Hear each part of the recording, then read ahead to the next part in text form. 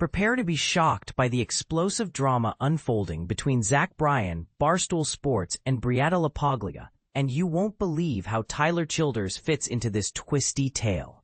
If this headline brings back a sense of déjà vu, you're not alone.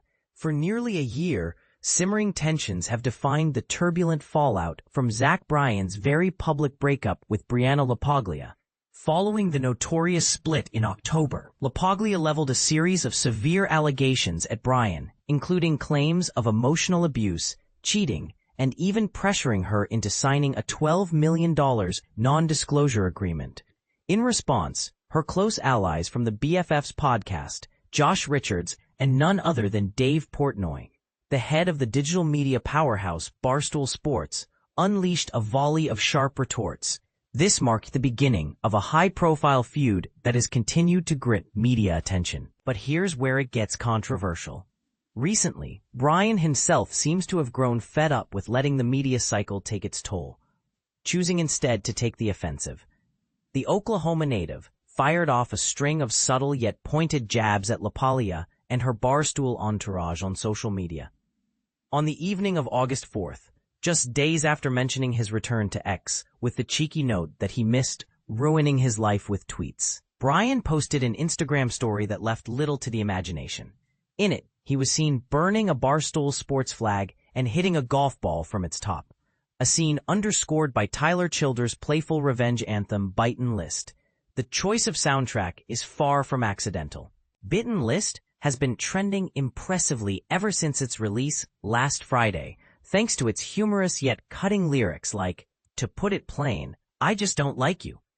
Given that Bryan has always cited Tyler Childers as one of his major influences, using this song might initially seem benign.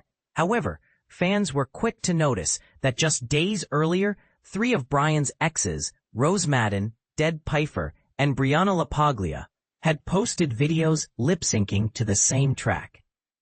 Many interpreted these posts as indirect barbs, though not everyone is ready to call it a direct dig. For instance, Piper even took time to clarify in the comments that her video wasn't about any specific person, insisting it was simply an expression of her fandom for Childers.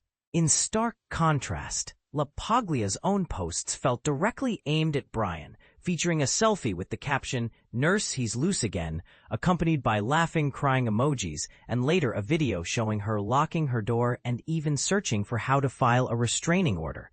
Meanwhile, Dave Portnoy joined the fray with his trademark humor by resharing Bryan's incendiary video and quipping, "Oh no, how are we gonna recover?" This isn't the first time Bryan's online antics have stirred the pot.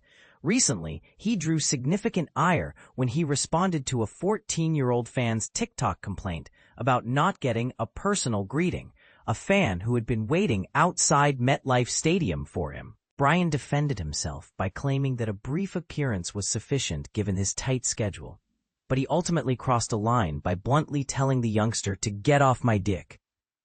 Such comments sparked immediate backlash from many, including Gavin Adcock, who pointed out that if a 14-year-old can be ridiculed so harshly, then what does that say about Bryan's character and his treatment of those who truly admire him?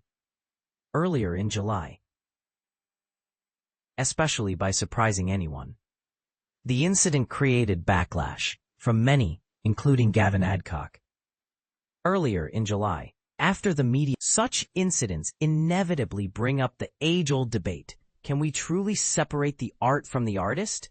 With each new controversy seemingly overshadowing his music, many of Bryan's fans are growing weary of the constant drama. Still, his team hopes that all eyes will soon shift back to his creative output, especially with the upcoming release of his new collaboration with Kings of Leon, titled Bowery. This track is set to be featured on his highly anticipated project, with Heaven on Top expected to drop on January 9th, 2026. What do you think? Are these controversies just part of the showbiz spectacle, or are they starting to eclipse the music itself? Share your thoughts and let the discussion begin.